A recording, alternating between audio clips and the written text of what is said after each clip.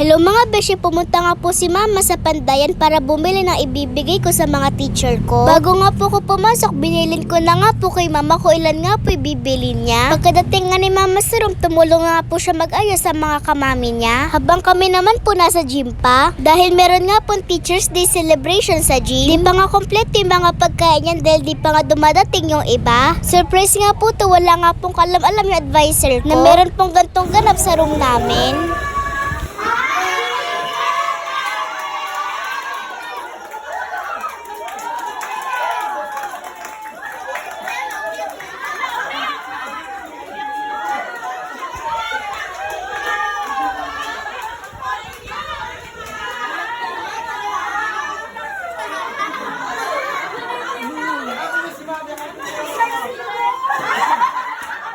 May 12 years na ako sa DepEd. Ngayon na ako naiyak na Teachers Day.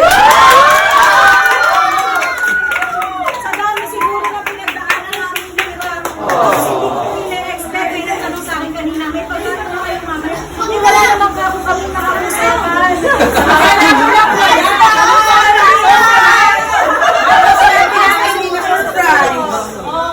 Thank you so much po sa inyo lahat. Sa mga anak kong mahal na mahal ko yung mga bata na yan.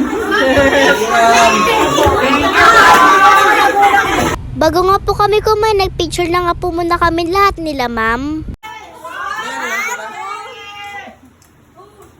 Happy Teachers Day! Paano masaya?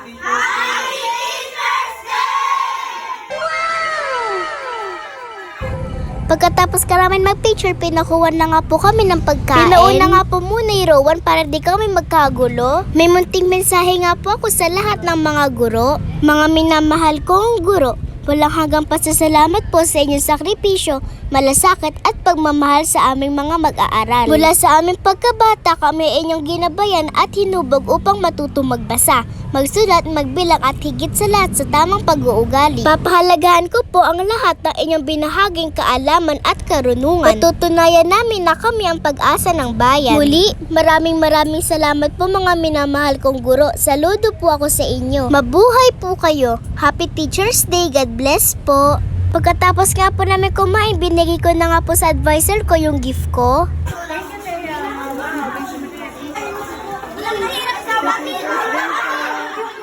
Pati na nga din po sa may practice teacher namin. Pinuntahan ko nga din po pala yung coach ko. Hindi ko na nga po naabutan yung mga subject teacher ko, kaya sa Monday ko na nga lang po ibibigay. Yun lang, salamat sa panonood. Bye-bye mga beshi!